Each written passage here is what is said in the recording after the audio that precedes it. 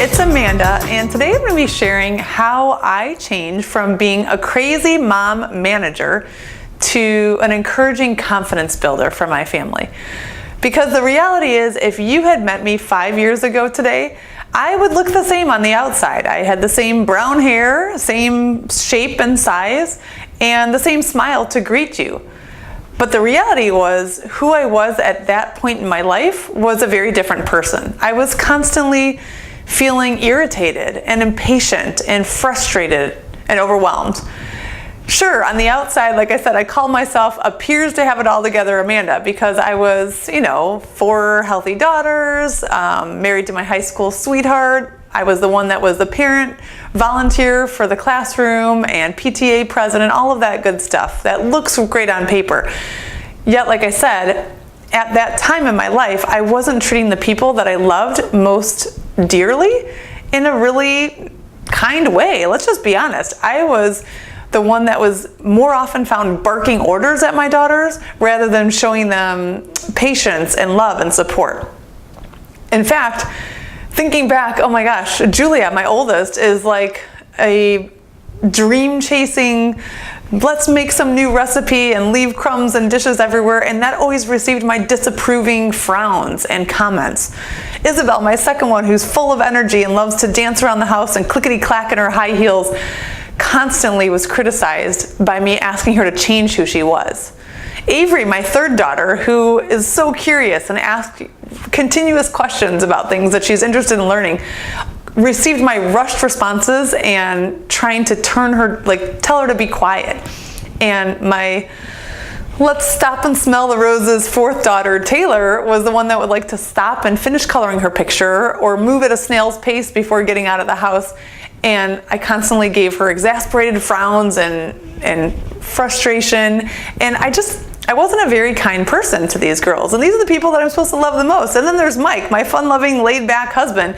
I really resented the fact that he would carve out time for his weekend golf games and chill on the couch. He got the silent treatment from me more often than I'd like to admit. So when things kind of were in my life at that point, I wasn't connected to myself. I didn't pay attention to how I felt. I was just really irritated and frustrated because all these people in my life were living their own life, and guess what? They weren't fitting into my perfectly planned agenda, my schedule that I was trying to manage. So that caused me to be the one sitting in resentment and sitting in frustration.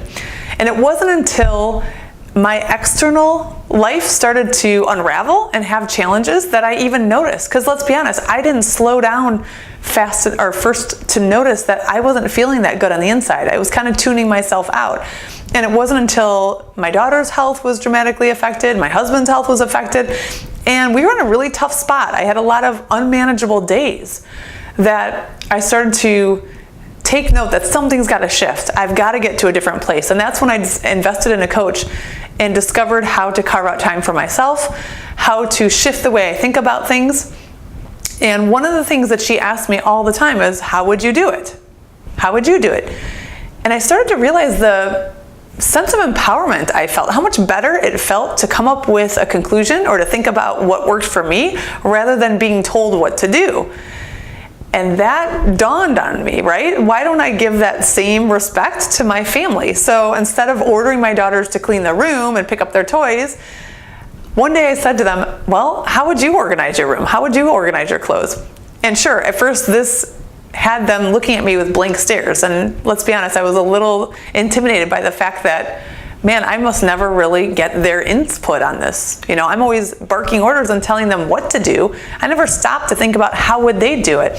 And let alone, I found out that Avery would put her socks in the bottom drawer. Imagine that, where she could actually reach them so that when I'm asking her to get ready for school, she can access the socks that she's trying to get ready for. And Julia decided that she likes to have her clothes folded up in her drawers instead of hanging in her closet. For whatever reason, she likes to leave her closet for other things. So by being able to stop and slow down and ask that question, how would you do it, of my daughters, Mike, other people in my family, I was able to appreciate that everyone has their own unique way, in their own unique time, with their own unique flair and style for what's going to work for them. And it allowed me to step out of that crazy mom manager role and really help build their confidence. That is the number one thing. If you can ask that question, how would you do it? To your children and to your spouse, to your family members, coworkers, see how they can come up with something that's going to be uniquely great for them. And then it gives you the space to really either collaborate and give suggestions if they're looking for that, or more importantly, the space to step back and genuinely appreciate what is unique and what works for them. So that's my tip for today, is to go from being a crazy mom manager to an encouraging confidence builder for your kids. Is pause and ask them, how would you do it? And then see what they come up with. It's really an empowering thing to get in the habit of doing. So I hope you guys have a fantastic week, and I'll be in touch real soon. Thanks.